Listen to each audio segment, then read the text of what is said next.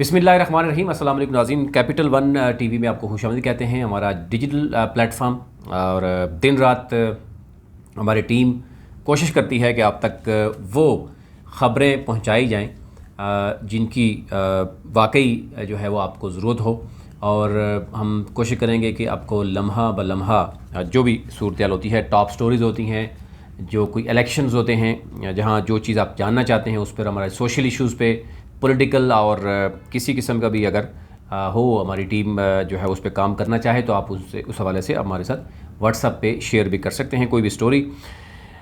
दो बड़े अहम मौजू हैं जिस पर हम बात करेंगे।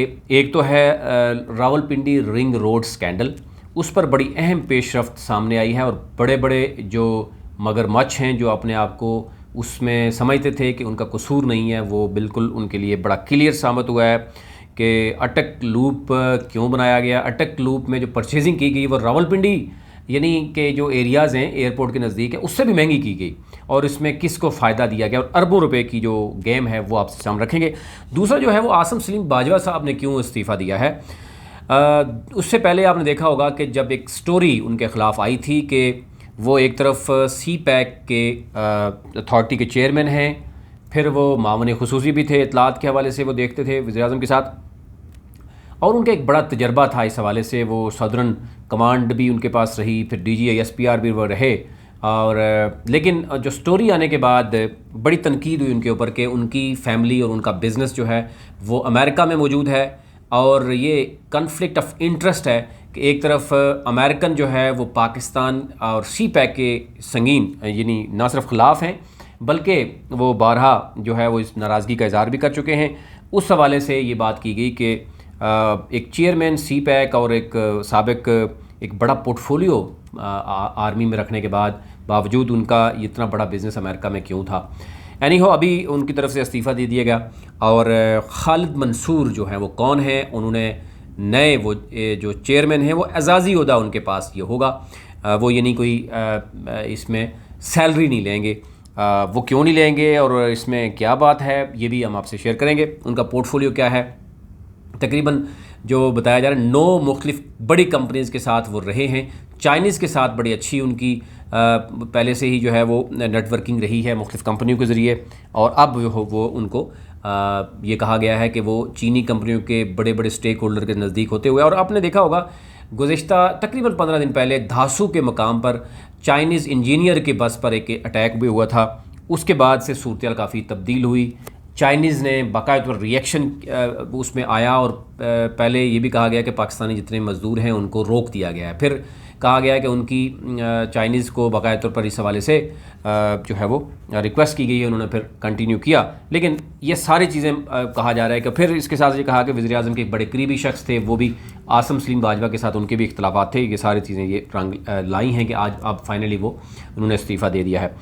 उस पर तफसीलन बात करेंगे। रिंग रोड स्कैंडल जो है, और तहकीकाती टीम, आपने पहले एक इंक्वायरी उनकी देखी होगी जिस इंक्वायरी में बहुत सी चीज़ें साबित हुई हैं कि वाकई ऐसा हुआ कि रिंग रोड के नाम पर बहुत सी कंपनीज़ यानी जो बनाई गई हैं जिन्होंने ख़रीदो फरोख्त की है।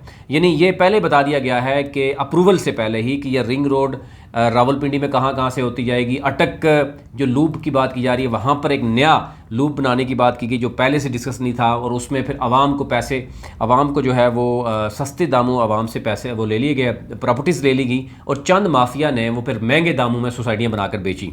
ये सिर्फ रिंग रोड मंसूबे को कैश करते हुए अपने यानी जितने भी उनके एडवर्टीज़मेंट थी, फाइलें थी, उस पर रिंग रोड का जो गैर तस्दीक शुदा, गैर यानी अप्रूवल के बगैर जो मैप था वो उन्होंने उसमें डाला, और वो फिर पकड़े गए। एनी हो, अब आपके सामने कुछ चीज़ें रखता हूँ। एक तो ये है कि रावलपिंडी रिंग रोड जो मुतासरीन की अटक में जो बताया जा रहा है ज़ायद अदायगियों के इतराफ़ भी उन्होंने कर लिया है, और उसको क्योंकि पहले ये पसे पुश डाल दिया गया था। अटक की बंजर और वीरान ज़मीनों की जो ज़ायद अदायगियों की जो अवार्ड हैं उसको रिकॉर्ड का हिस्सा बना लिया गया है। बाकायदा तौर पर वो रिकॉर्ड का हिस्सा है कि वो अटक का आपको पता है कहाँ है, फिर उसकी वीरान और वो जगह हैं वो ख़रीदी कैसे गई, यानी छोटे काश्तकारों से, गरीब लोगों से ख़रीद कर फिर उसको अरबों रुपए में कैसे फ़ायदा उठाया गया, ये मैं आपसे शेयर करूँगा, और तफसीलात के ज़रिए 62 शख्सियात की निशानदेही उसने मुमकिन हो पाई है। अब इसमें जो चीज़ें सामने आई हैं वो मैं आपसे रखते हैं। एक तो ये है कि रावलपिंडी और अटक में जो एक्वायर की गई ज़मीनें हैं उसकी तफसीलात कैसे हुई कि एक तो ये देखा गया कि वो ज़मीनें ख़रीदे किन लोगों से गई हैं और ख़रीदने वाले कौन थे, वो किसके फ्रंट मैन थे, और फिर उसके बाद वो ज़मीनें कितने में फ़रोख्त की गई, उन्हें फ़ाइलें कितने में बेची गई, बकाया तौर पर एनओसी के बगैर जो है इतना बड़ा फ़ाइलें कैसे बेची गई और फिर आवाम को लूटा गया। अब ये कहा गया है कि लैंड जो कलेक्टर हैं वसीम ताबिश, उन्होंने अटक लूप में 62 लैंड लॉर्ड्स को नवाजा। 62 अफराद की वजह से अटक लूप में ज़मीन के रेट रावलपिंडी के मुकाबले में ज़्यादा लगाए गए और अटक लूप में 4,474 कनाल ज़मीन 3 अरब 41 करोड़ 62 लाख 13,000 की हासिल की गई। रावलपिंडी में 6,603 कनाल जो 17 मरला ज़मीन है वो 1 अरब 67 करोड़ जो है वो 33 लाख 57,000 की खरीदी गई। रावलपिंडी के मुकाबले में अटक में 2,000 कनाल ज़मीन कम मगर रेट ज़्यादा दिया गया, यानी रावलपिंडी में 6,603 कनाल, अटक में 4,474 और 3 अरब से ज़ायद वहाँ पर वो हुआ और रेट यानी अटक का ज़्यादा है, ज़मीन कम है। उसके बाद ये कहा कि दोनों अजला में ज़मीनों के रेट में वाज़ेह फ़र्क सामने आया है। रावलपिंडी में ज़्यादा से ज़्यादा 4,30,000 रुपये कनाल और कम से कम जो है वो 60,000 रुपये कनाल पे ये अक्वायर की गई है ज़मीन है। कुछ एरियाज़ ऐसे हैं जहाँ पे मिनिमम 60 और मैक्सिमम जो है वो 4,30,000। जबकि अटक में क्या हुआ, जबकि अटक लूप में 62 शख्सियात की ज़मीन का रेट कम से कम यानी 18 लाख फ़ी कनाल जो अदा किया गया और लूप में ज़्यादा अदायगियों से हुकूमत पंजाब को तकरीबन 3 अरब रुपये से ज़ायद का नुकसान हुआ।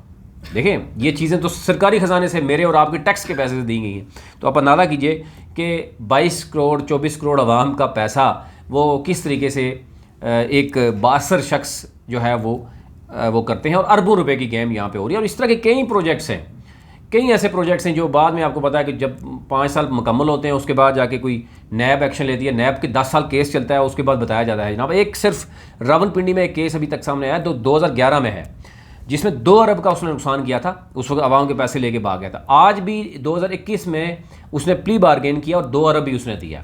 अब जिस शख्स के करोड़ों रुपए उस वक्त थे आम आवाम के, वो आज भी उतने ही पैसे उनको किस्तों में मिल रहे हैं। तो आप अंदाज़ा कीजिए कि हमारे जो इदारे हैं वो किस हद तक जो है वो साथ मिलते हैं।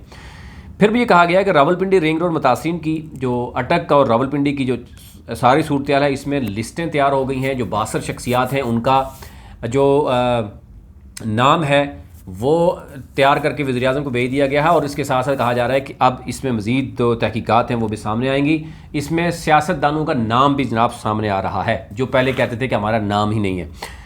दूसरा अहम है आसिम सलीम बाजवा साहब ने रिज़ाइन दिया है। एक तो बड़ी अहम पेशरफ इसमें देखी जा रही है कि उनका कुछ इख्तलाफात थे, दूसरा उन पर तनकीद भी हो रही थी। उस वक्त भी ये कहा गया था कि वो सी पैक के हवाले से कुछ चीज़ों को ट्रैक करके फ़ेज़ 2 का बाकायदा तौर पर इफ्तिताह करने के बाद जो है वो इसमें डिसीजन लेंगे और वो एज़ इट इज़ हुआ कि वो दूसरा फेज़ हुआ। और फिर चाइनीज़ जो कहा जा रहा है कि कुछ चाइनीज़ कंपनीज़ और चाइनीज़ जो हाई ऑफिशियल्स हैं उनको भी कुछ एतराज़ात थे। इन तमाम तर सूरत को देखते हुए जो है वो तहफ़्फ़ुज़ात के बाद बाकायदा तौर पर आसिम सलीम बाजवा साहब ने इस्तीफ़ा दिया और अब खालिद मंसूर साहब हैं जो कि 9 बड़ी कंपनीज़ के साथ जो है वो मुंसलिक रहे हैं। आज़ादी उन्होंने लिया है। चाइना के वो बहुत करीब समझे जाते हैं। चाइनीज़ जो हाई ऑफिशियल हैं उनके साथ भी उनकी इससे पहले भी बड़ी अच्छी डील रही है। और अगर हम बात करें आसिम सलीम बाजवा की, वो DGSPR भी रहे हैं 2012 से 16 तक। फिर वो साउदर्न कमांड भी उनके पास रही। फिर अक्टूबर में आपने देखा कि मामले खुसूसी इतलात के वो उन्होंने इस्तीफ़ा दिया था जब ये स्टोरी एक चली थी कि उनके कॉन्फ्लिक्ट ऑफ इंटरेस्ट है, उनकी फैमिली के जो है वो बहुत बड़े बड़े बिजनेस हैं और कोई 99 कंपनीज़ की बात की गई। फिर उसमें से कहा गया 60 कंपनीज़ ऐसी जो एक्टिव हैं। तो ये सूरत हाल रही और अब वो खामोशी से उन्होंने इस्तीफ़ा दे दिया। अभी तक इतना ही। चैनल को ज़रूर सब्सक्राइब कीजिए, बेल आइकन को ज़रूर क्लिक कीजिए ताकि हर नई आने वाली वीडियो आप तक पहुँच सके। बहुत शुक्रिया।